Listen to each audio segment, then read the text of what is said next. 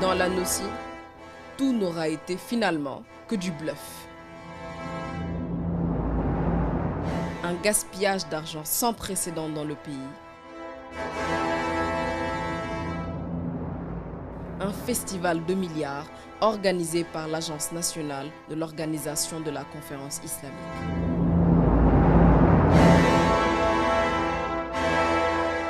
Abdoulatif Coulibaly a déployé la grosse artillerie pour déclencher cette lourde charge contre la Nossi. Son livre « Contes et mécontes de la Nossi » est un véritable pamphlet écrit de bout en bout sur le mode du pilonnage automatique. 200 pages de tirs à vue sur l'Agence nationale de l'OCI et au bout, un réquisitoire implacable contre son équipe dirigeante. Contes et mécontes de la Nossi est un acte d'accusation d'une rare gravité dans lequel son auteur va forcer sans retenue sur les milliards pour stigmatiser la Nossi et dresser une partie de l'opinion contre ses dirigeants. L'institution, dirigée par Karim Wade et Abdoulaye Baldé, est présentée comme le plus gigantesque gaspillage d'argent public de toute l'histoire du Sénégal. L'onde de choc provoquée par Contes et mécontes de la Nossi est à la mesure de son exceptionnelle campagne de promotion dans la presse. Et pendant des semaines, la Nossi va subir sans relâche les assauts de la déferlante médiatique et sous le poids des mots, le choc des accusations. Un bureau à 750 millions pour Karim Wade, le kilomètre de route à plus de 5 milliards, 86 milliards de surfacturation sur 92. Et pour solde de tout compte, quelques pics bien personnels en direction du président de la Nossi. Les folies de Karim Wade. Karim Wade raconte des légendes aux Sénégalais. Karim Wade est un gamin qui joue avec un État. Les attaques sont si virulentes et le livre tellement accablant que l'on en viendrait presque à se demander si tout cela n'était finalement pas que machination et manipulation pour jeter le discrédit sur la Nossi et plus particulièrement sur son président. Car même si l'auteur s'en est défendu après coup, reste que son livre demeure incontestablement un réquisitoire contre Karim Wade. Un réquisitoire d'une rare férocité mais construite, et c'est là le problème, sur un monument de fausses informations. Alors question, Abdoulatif Coulibaly a-t-il cru détenir l'arme du scandale du siècle au point de dégainer son livre sans s'assurer de la fiabilité de ses investigations? Une chose est sûre, Contes et mécontes ressemblent à s'y méprendre à un festival d'erreurs et de contre-vérités. Un florilège d'informations pas toujours vérifiées ou souvent mal recoupées ont fini par placer l'auteur aux antipodes des règles élémentaires de l'investigation journalistique. Pas question pour autant dans ce document de déconstruire le travail de l'auteur, mais juste tenter de rebâtir une vérité qu'il a rudement malmenée dans son livre. Sinon, comment l'auteur peut-il expliquer son allusion à des bureaux situés au 3e étage de cet immeuble qui abrite le siège de la Nossi? Des bureaux qui n'existent pas et qui n'ont jamais existé, l'agence n'a jusque-là occupé que les 1er, 2e et 10e étages de l'immeuble Tamaro. On peut quand même légitimement se demander comment peut-on, à un tel niveau d'investigation, se tromper sur une information aussi facile à vérifier que le nombre d'étages occupés par la Nossi. Page 122 de son livre, l'auteur évoque le coût de la fourniture et de la pose du matériel de sonorisation installé dans la salle de conférence du 10e étage. Mais seulement voilà, absolument rien de ce qui peut ressembler à un système de sonorisation n'a jamais été installé ici. Le projet a certes existé comme l'atteste ce document qui date de 2006. Son coût, près de 85 millions de francs. Excessif ont tranché les autorités de la NOCI et résultat, l'idée sera très vite abandonnée. La vérité est que du matériel de sonorisation a bel et bien été installé à la NOCI, sauf qu'il se trouve au 2e et pas au 10e étage et qu'il aura surtout coûté exactement 13 18 940 francs, comme le montre ce rapport sur les marchés passés par la NOCI entre octobre 2004 et décembre 2006. Nous sommes donc très loin des 85 millions évoqués par l'auteur. Alors, faites vos calculs, c'est 6 fois moins que le chiffre annoncé et 6 étages en dessous de celui mentionné dans le livre. Mais il y a encore plus abracadabrantesque. Lorsque l'auteur accuse le président de la NOCI d'avoir dépensé près d'1 milliard pour aménager tantôt son bureau, tantôt ses bureaux, quand ce n'est pas tout le 10e étage. On s'y perd un peu, mais bref, si l'accusation est gravissime, elle est aussi et surtout malveillante. Son but, créer un sentiment de révolte d'une partie de l'opinion en proie, il est vrai, à d'immenses difficultés qui ont pour nom vie chère et inondation. Mais tout de même, près d'1 milliard de francs pour aménager un bureau de quelques mètres carrés, une lampe à 8 millions pour l'éclairer, tout cela prêterait presque à sourire si ce n'était pas l'argent du contribuable sénégalais qui était en jeu. Alors, quelle est la vérité? En fait, ce sont un peu plus de 700 millions qui ont été mobilisés pour aménager, équiper et sécuriser l'ensemble des bureaux des 117 agents de la NOCI. Est-il encore utile et nécessaire de vous parler de la lampe à plusieurs millions qui, évidemment, n'a jamais existé? On peut alors s'interroger sur ce qui a bien pu éblouir l'auteur pour qu'il profère autant d'accusations aussi malveillantes et volontairement fausses. Car des contre-vérités aussi flagrantes et méthodiquement distillées à longueur de page, nous pourrions vous en servir à profusion. Mais l'essentiel est ailleurs. Les Sénégalais que nous sommes ont certes le droit de savoir ce qu'il advient de notre argent, mais faut-il pour autant nous raconter tout et n'importe quoi dans le seul but de manipuler nos esprits? Page 80 de son livre, l'auteur écrit ceci. La question légitime que tous les Sénégalais se posent est celle-ci. Que sont devenus les financements destinés à réaliser l'élargissement de la route de Ouakam et l'agrandissement de la route aéroport Méridien Président? Les marchés relatifs à ces projets ont été lancés le 28 juillet 2008 et ont été provisoirement adjugés. Et comme vous pouvez le voir sur ce document, les appels d'offres ont même fait l'objet d'une large diffusion dans la presse nationale et internationale. Page 44 de son livre, l'auteur demande qu'il soit retranché 21 milliards des 194 milliards annoncés comme apport des hôteliers. Son argumentaire paraît imparable, il le tient d'une source sûre.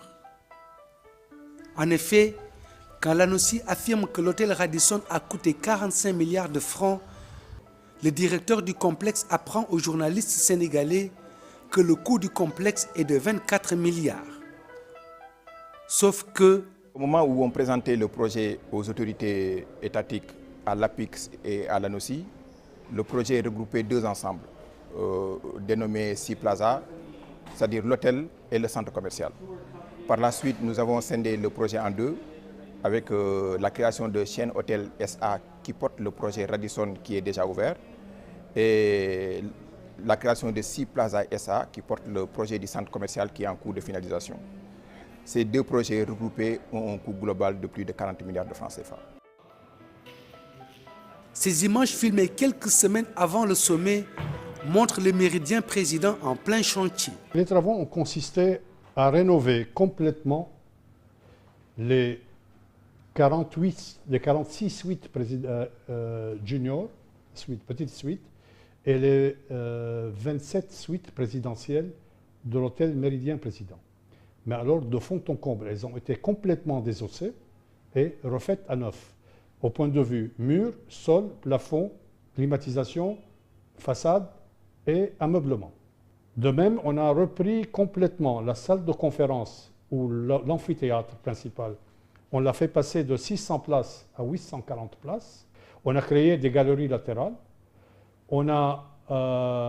Bref, une rénovation d'envergure à la hauteur de l'événement que notre pays s'apprête à accueillir. Coût des travaux, selon Comptes et Mécomptes, 14 milliards de francs qui vont très vite devenir quelques pages plus loin, 26 milliards.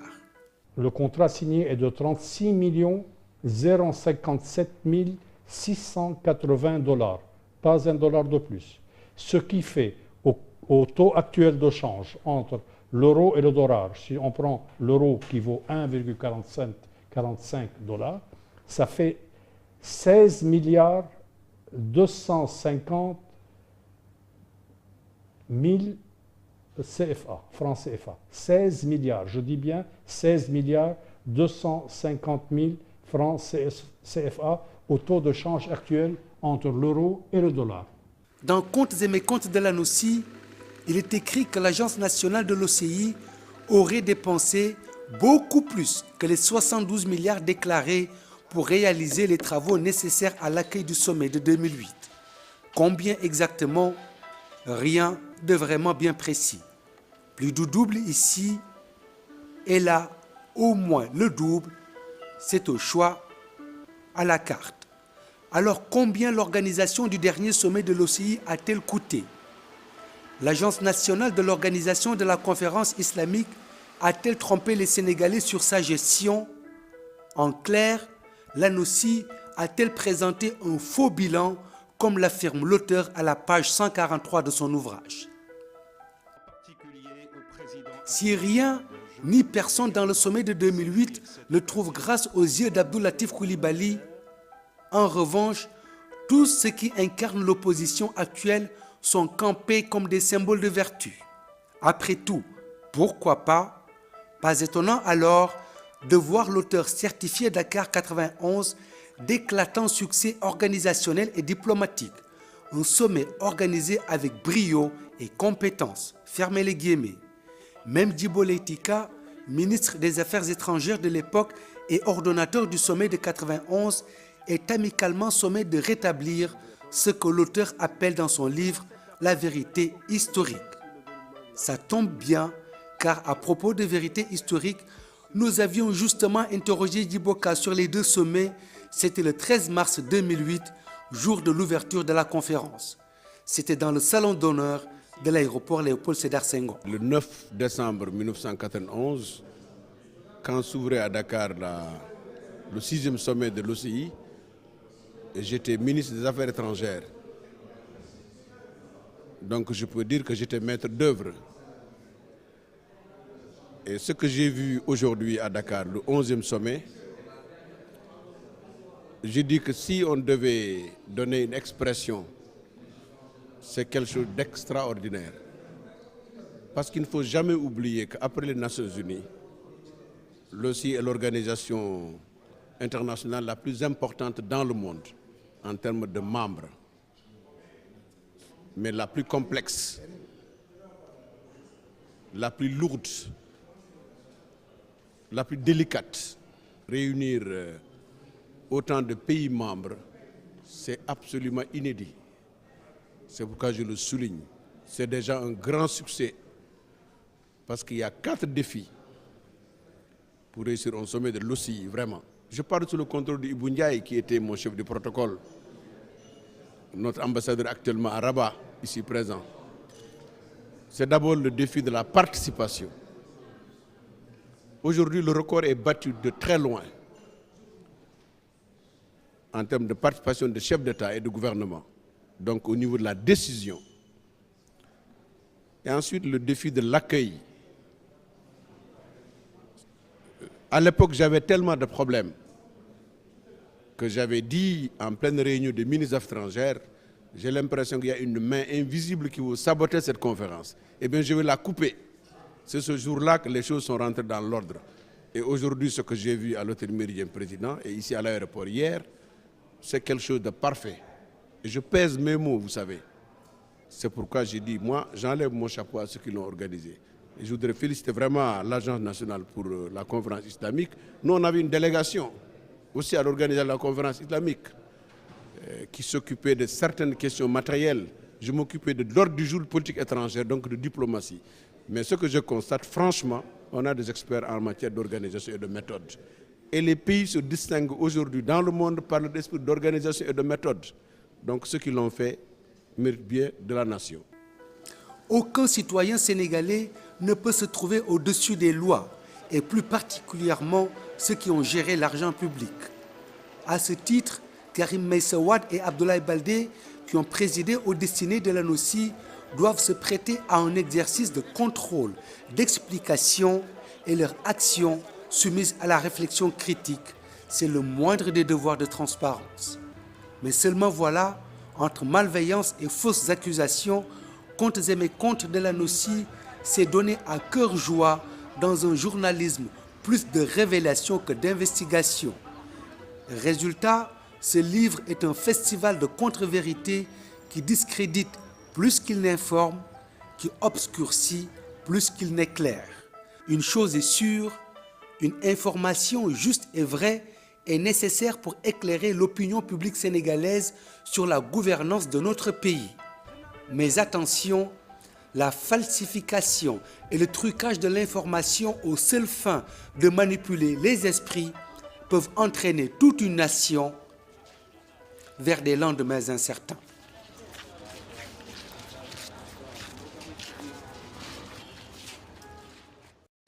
Demeure incontestablement un réquisitoire contre Karim Wade. Un réquisitoire d'une rare férocité mais construite, et c'est là le problème, sur un monument de fausses informations.